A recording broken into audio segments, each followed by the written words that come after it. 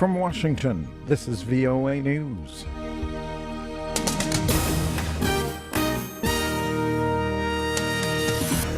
Suicide bombing in Mogadishu kills at least 5.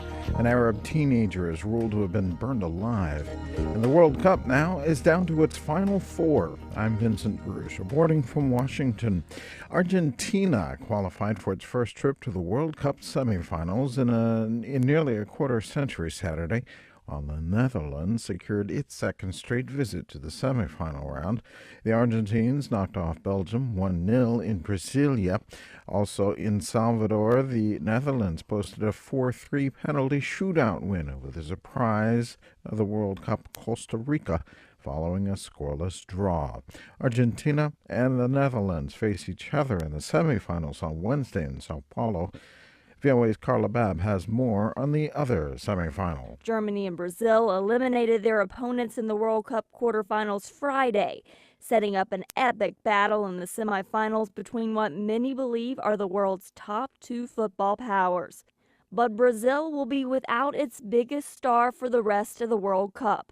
Neymar, who, by the way, has scored 4 goals in the tournament, broke a vertebrae when Colombia's Juan Zuniga kneed the Brazilian striker in the closing minutes of Brazil's 2-1 victory. Neymar was carried off the field on a stretcher. Germany beat European rival France 1-0. The championship game is on July 13th in Rio de Janeiro. Carla Babb, VOA News. The death toll from a suicide car bombing outside Somalia's parliament is now at least 5, including at least 2 soldiers guarding the building. Somali police say the car loaded with explosives blew up when it was stopped by soldiers at a checkpoint before reaching the entrance to parliament in the capital, Mogadishu. The Palestinian Attorney General says an autopsy in the body of the Arab teenager Mohammed Abu Qudair, killed in a suspected revenge attack, shows he was burned to death.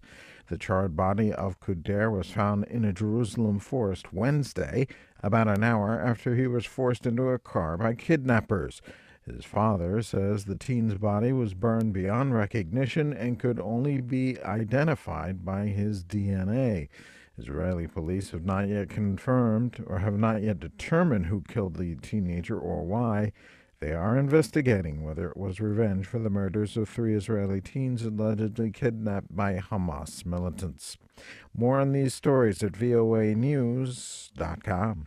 An Egyptian court Saturday handed down deaths to 10 defendants and ordered life imprisonment for 37 others, including 3 top leaders in the now outlawed Muslim Brotherhood. Edward Uranian reports for VOA from Cairo. Members of the audience, attorneys for the defense, and many of the defendants themselves tried to shout down the judge at several points before eventually falling silent. Presiding Judge Hassan Farid blamed the defendants for the violence in a province north of Cairo during protests last July against the ouster of Islamist President Mohamed Morsi, and said they had acted out of terrorist motives. On its Arabic website, Ikhwan Online, the Brotherhood condemned the verdicts and said 10 innocent people were condemned to death. Edward Uranian for VOA News, Cairo. Ukrainian troops have overtaken the pro-Russian rebel stronghold of Slavyansk in the country's east.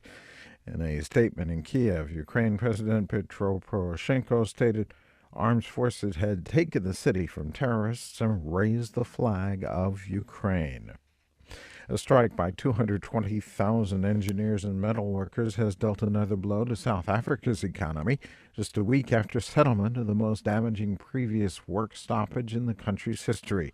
As Jillian Parker reports for VOA from Johannesburg. The industrial action was called by the National Union of Metal Workers of South Africa, or NUMSA, the country's largest union. NUMSA is demanding a 12% pay raise and better housing allowances for workers. This latest strike affects around 10,500 companies, including steel producers, foundries, construction companies and automotive suppliers. Police fired rubber bullets Thursday at workers who were blocking an entrance to the Eskom Madubi power station construction site. There were local radio reports of striking workers assaulting people and looting offices in Johannesburg. NUMSA has denied the allegations. Gillian Parker for VOA News, Johannesburg. One of the two candidates in Afghan's presidential runoff election, Ashraf Ghani, has demanded the release of preliminary results without further delay. Ghani said his camp has respected the temporary delay of results until July 7th, but that officials must comply with this time frame.